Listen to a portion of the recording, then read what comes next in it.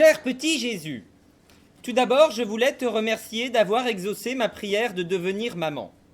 En effet, à peine avais-je fini ce vœu dans ton église Notre-Dame de l'Immaculée contre le mur qu'un monsieur derrière moi m'a proposé des facilités de réalisation.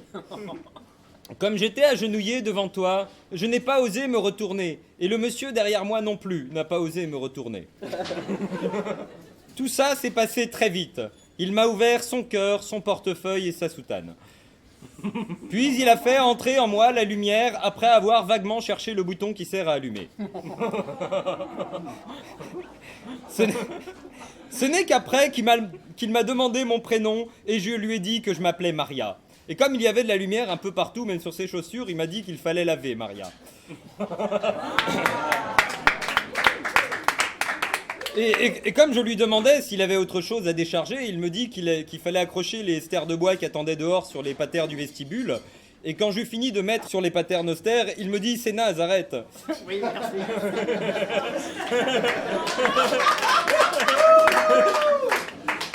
Et nous en eûmes bien fini avec ces jeux de mots indignes de cette émission.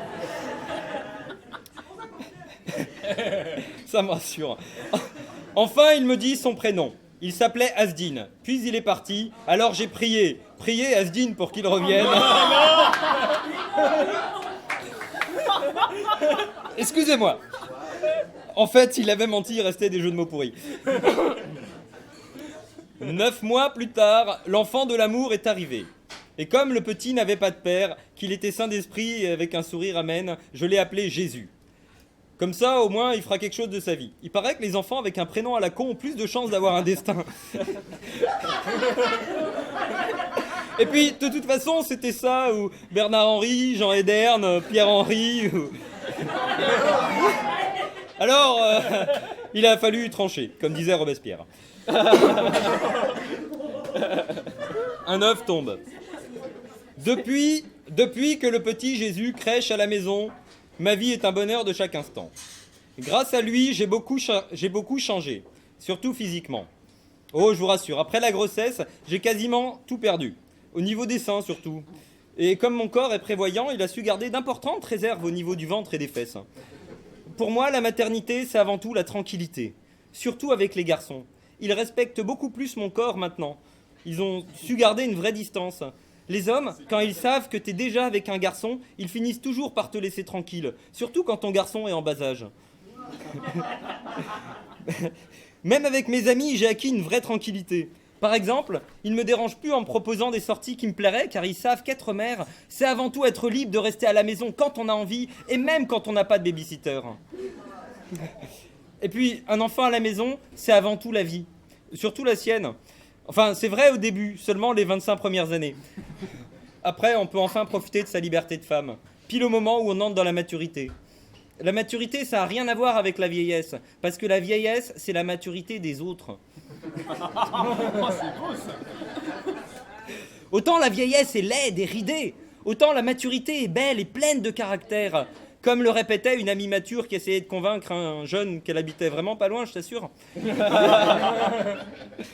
Depuis que j'ai un enfant, ma vie a enfin un sens. Bien sûr, on est toujours dans un corps qu'on n'a pas choisi, à une époque qu'on n'a pas choisie, et la seule certitude qu'on a, c'est qu'on va mourir. Mais au moins, on peut transmettre ses névroses à quelqu'un qui n'a rien demandé et qui ne peut pas s'échapper. Alors que les garçons adultes, quand tu veux les changer pour qu'ils ressemblent à la personne que t'aimes, quand ils changent, c'est surtout de copine.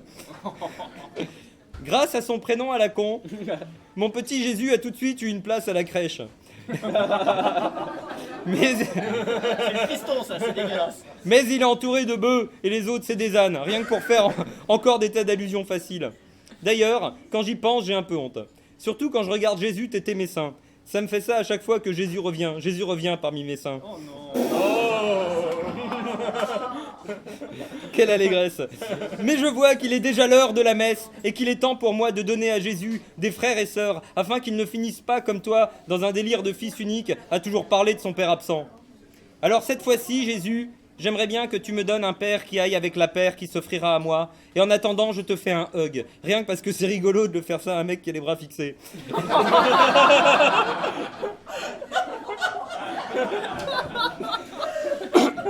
Sur ce, je t'embrasse et te dis à bientôt pour de nouvelles aventures.